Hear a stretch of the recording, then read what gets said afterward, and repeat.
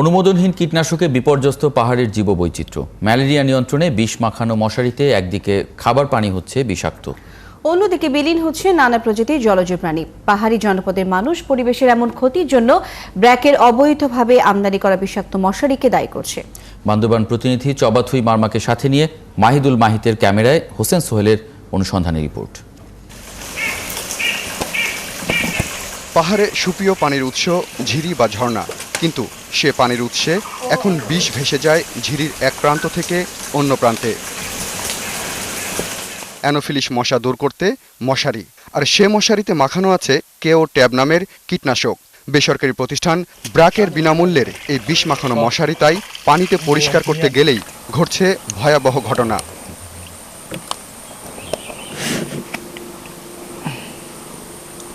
মশারি ধোয়ার কারণে জিরিতে মাছ মরে যায়, তারপরে চিংড়ি মরে যায়, তারপরে ওই কাঁকড়া মরে যায়। যদি না মরলে ওই উপরে উঠে চলে যায়, তারপরে মরে যায় ওরা রোডে। মশারি পরিষ্কার করলাম আর কি, ধুইলাম। তবে এরকম মাছ মরবে তো জানি, তবে উপায় নাই। তবে বিষ মাখানো মশারি ব্যবহারে কিছু নিয়মকানুন না মানলে পরিবেশের ক্ষতি হতেই পারে, জানালেন ব্র্যাকের এক কর্মকর্তা। আমার একটা মশারি দুলে অত সমস্যা হবে না, কিন্তু যদি পর্যাপ্ত পরিমাণে দই হয়তোবা ছোট কোনো মাছের বা কীটপতঙ্গগুলোর কিছু ক্ষতি হতে পারে। তবে বাস্তবতা ভিন্ন।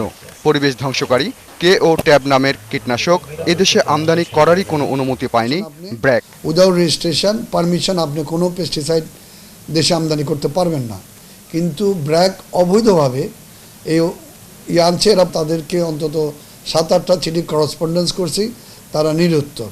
অথচ স্বাস্থ্য অধিদপ্তর ম্যালেরিয়া রোগ নিয়ন্ত্রণে কিভাবে বিষ মাখানো মশারি ব্যবহারের অনুমতি পেল? বিশ্ব স্বাস্থ্য সংস্থা তাদের অনুমোদন ক্রমে আমরা কিনি। হুপেজ একটা আছে, ওরা নিরাপদ বললে বা কার্যকরী বললেই আমরা কিনি। সুতরাং এটা আমার এখন পর্যন্ত জানা নেই এরকম কিছু আছে। এদিকে এরই মধ্যে শুধু গত বছরই বান্দরবান জুড়ে বিলি করা হয়েছে 1,96,000 মশারি। পাহাড়ি জনপদে যে ম্যালেরিয়া প্রতিরোধক হিসেবে মশারি বিতরণ করা হয়েছিল, সেই মশারিতেই মিশ্রিত রয়েছে কীটনাশক, যার কারণে পাহাড়ি জলজ প্রাণ বলতে আগামীতে কিছুই থাকবে না শুধুমাত্র এই মশারির কারণে। তারপরে অনেকে বলছেন যে ছোট্ট শিশুটিও বিষ মাখা এই মশারির ভেতরে ঘুমিয়ে আছে, সেও কি নিরাপদ? হোসেন সোহেল, 71, হাতিভাঙ্গা ছড়া, বান্দরবান।